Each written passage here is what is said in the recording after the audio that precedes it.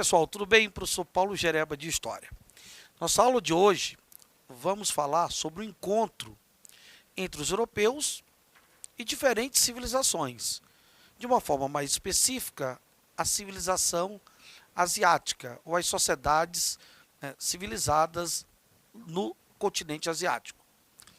Quando se fala desse encontro dos europeus, o europeu cristão, o europeu do Velho Mundo, com o encontro da Ásia, é preciso observar que essa Ásia ela vai ser caracterizada, no primeiro momento, aqui pelos europeus, como o paraíso.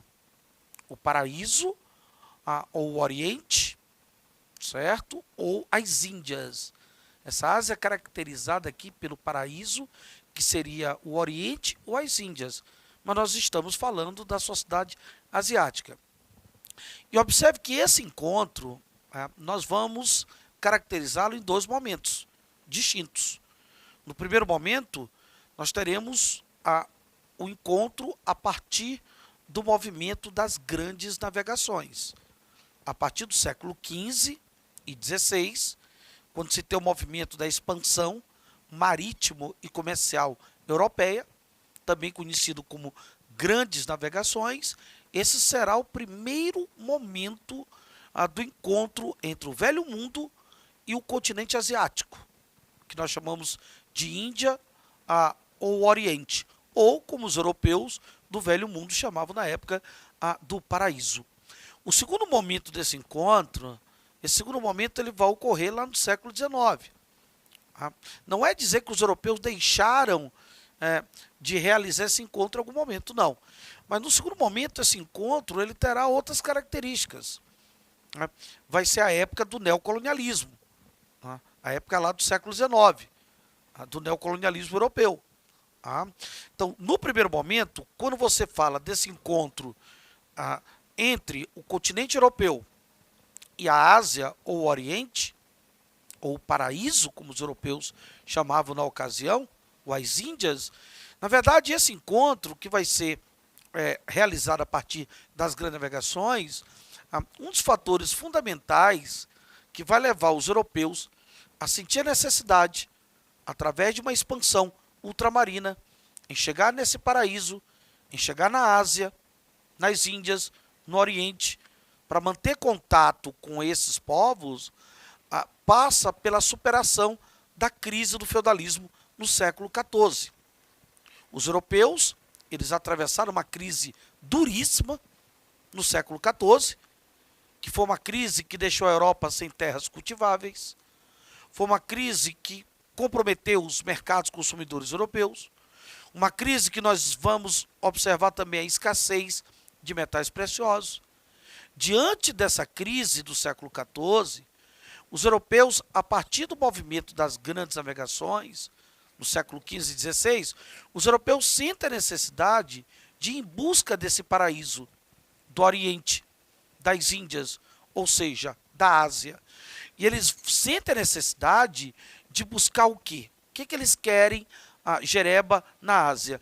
Eles estão querendo mercados consumidores, eles vão buscar matéria-prima, eles vão buscar metais preciosos. Essas são as principais buscas que eles irão realizar. Além, é lógico, de estar também buscando rotas alternativas para o comércio internacional, para o comércio com as Índias, com a Ásia, com o Oriente, porque a única rota que existia era o Mediterrâneo. Mas desde o século XV, o comércio entre o Ocidente e o Oriente ele está comprometido, principalmente pela presença dos turcos otomanos, dos muçulmanos, que invadiram Constantinopla, que dificultaram as relações comerciais entre o Ocidente e o Oriente. Daí a necessidade de buscar novas rotas marítimas alternativas para o comércio com o Oriente, com o paraíso, com a Ásia, com as Índias. E aí nós temos essa necessidade, aqui por volta do século XV e XVI, como uma forma de superar essa crise. Então existe uma necessidade de buscar mercados consumidores, de buscar matéria-prima, de buscar metais preciosos. E como os europeus eles irão fazer um encontro de dominação, Porque esse encontro ele vai se caracterizar como um encontro basicamente de dominação. Então, por conta desse perfil, de seu encontro de exploração, de seu encontro de dominação, a ideologia que eles vão utilizar para justificar o seu encontro com a Ásia, com o Oriente, com as Índias, a justificativa ideológica que eles utilizam é a expansão da fé cristã. Essa foi a grande justificativa ideológica que eles utilizaram. O paraíso seria uma espécie de Jerusalém, da época das cruzadas. O paraíso seria uma oportunidade para aqueles que participarem desse processo, uma oportunidade de salvação da sua alma. Então essa vai ser a grande justificativa ideológica que eles irão utilizar. Quando você fala das motivações do contato europeu com a Ásia no século XIX, na época do neocolonialismo europeu, o chamado neocolonialismo ou imperialismo do século XIX, na verdade, a necessidade que os europeus vão ter no século XIX de ir em busca da Ásia, em busca basicamente dos mercados asiáticos, é superar uma crise que eles vão viver no final do século XIX. A crise provocada pelo chamado capitalismo financeiro monopolista. O capitalismo das grandes corporações industriais. Esse capitalismo financeiro monopolista, que é reflexo da segunda fase da Revolução Industrial, esse capitalismo, ele passa por uma crise. É a crise do excedente do capital. Existe uma crise do excedente, o capital excedeu na Europa, né? Esse capital do chamado capitalismo financeiro monopolista ao excedente, e a partir desse excedente, eles sentem a necessidade de buscar novos mercados. Daí vem a questão da Ásia, de buscar os mercados asiáticos. Buscar os mercados asiáticos para ir atrás de quê? De mercados consumidores, atrás de metais preciosos, atrás de mão de obra barata, e até mesmo para realizar uma política de escoamento populacional. Porque se você observar as grandes cidades europeias do final do século XIX, como Londres, Paris, Amsterdã, as grandes cidades europeias do final do século XIX, elas convivem com a problemática do inchaço populacional. Daí a necessidade de buscar a Ásia, nesse momento, não só atrás de metais preciosos, não só atrás de mercados consumidores, evidentemente de mão de obra barata, mas também para realizar uma política de escoamento populacional. E a grande justificativa que eles vão realizar nesse neocolonialismo, porque eles vão estabelecer uma dominação imperialista no continente asiático, aqui no século XIX. E a grande justificativa que eles utilizam para poder explorar esses mercados asiáticos, a justificativa ideológica é o fardo do homem branco europeu civilizado. Ou seja, os europeus são brancos, eles têm o progresso, eles têm o capitalismo, eles têm a industrialização. Então eles utilizam como justificativa que eles estão na Ásia levando esse progresso, esse capitalismo, esse desenvolvimento, essa industrialização. Porque eles consideram os asiáticos como incultos, incivilizados. Nós temos, inclusive, até filmes que reforçam essa ideia. Por exemplo, a Tintin, as aventuras de Tintin, né? Então, se você olha para as aventuras de Tintin, certo? Apesar dessas aventuras se dar na África, porque esse processo de dominação também está ocorrendo na África, não só na Ásia, mas é uma justificativa, né? Você vê ali aquela ideia daquele repórter belga no Congo, ele é branco, as aventuras desse repórter. Então, isso é uma justificativa ideológica que o cinema, inclusive, vai trazer.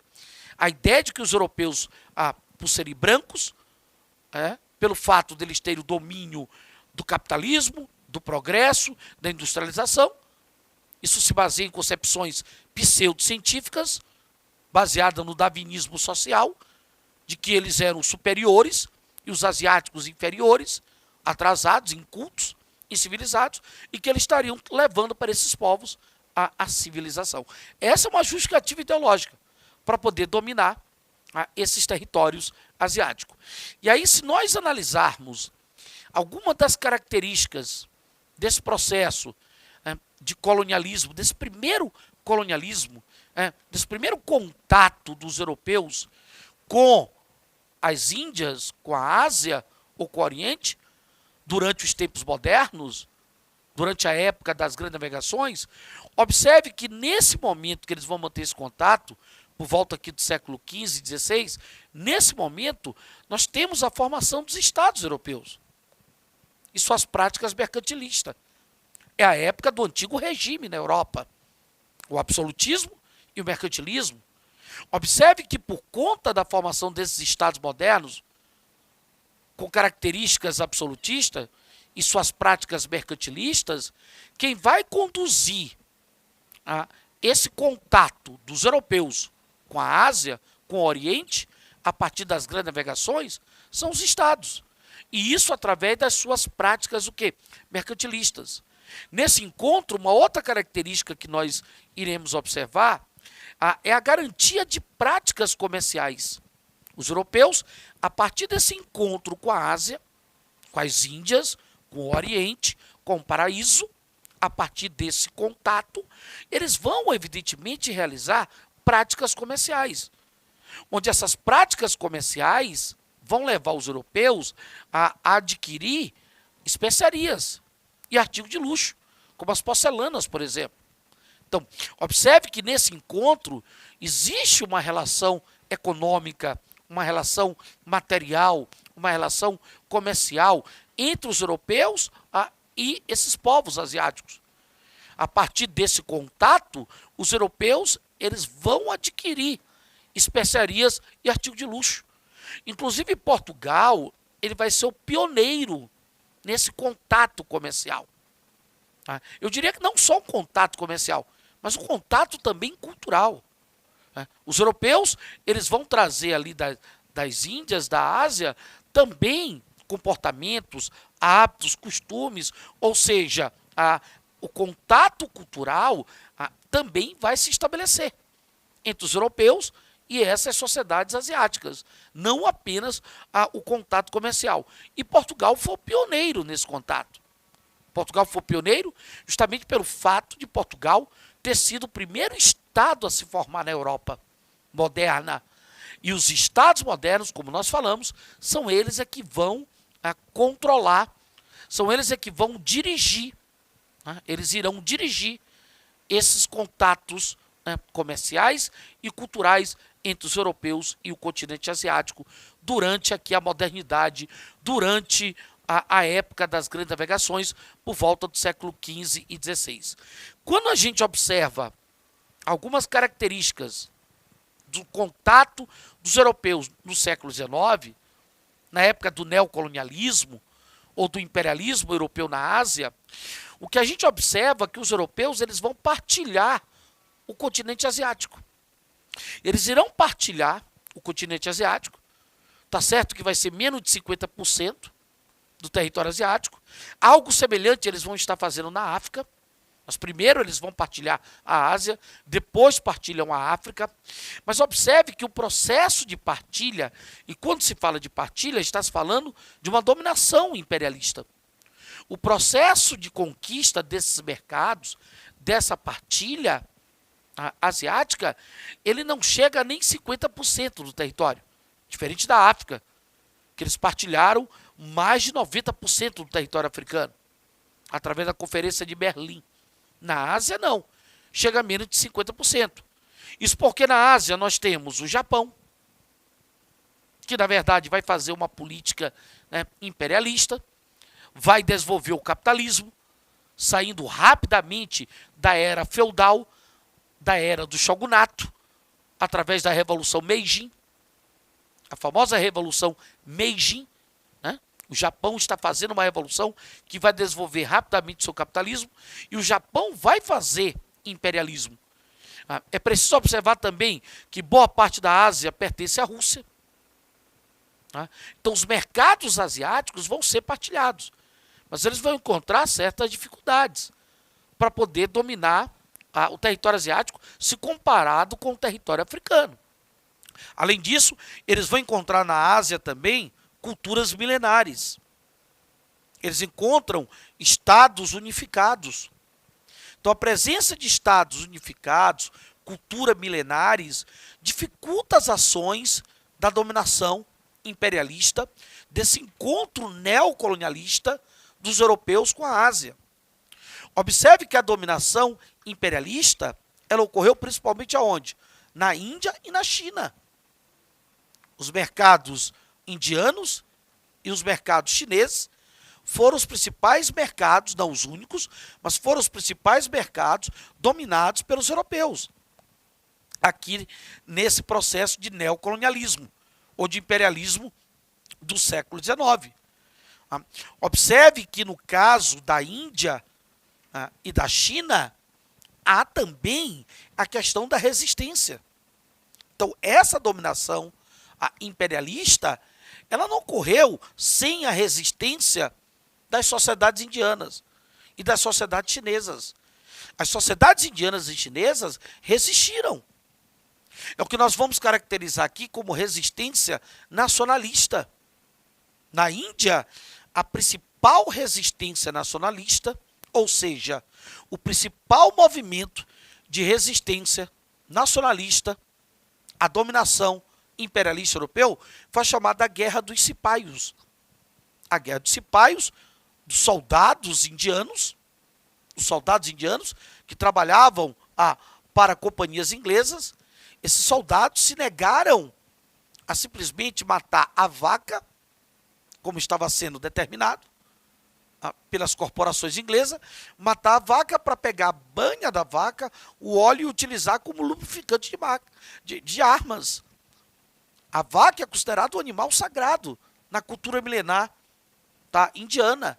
Então, a Guerra dos Cipaios, na verdade, é uma guerra de resistência nacionalista à dominação do imperialismo europeu dentro do território indiano. Na China, o principal movimento de resistência foi a Guerra do Ópio. O ópio que os chineses já utilizavam na cultura milenar, como erva medicinal, mas que houve um estímulo por parte dos ingleses no que diz respeito a incentivar o comércio do ópio dentro do território chinês. E o consumo do ópio em grande quantidade, ele vira alucinógeno. A China já se usava o ópio como uma forma de erva medicinal. Então existe uma resistência por parte do governo chinês.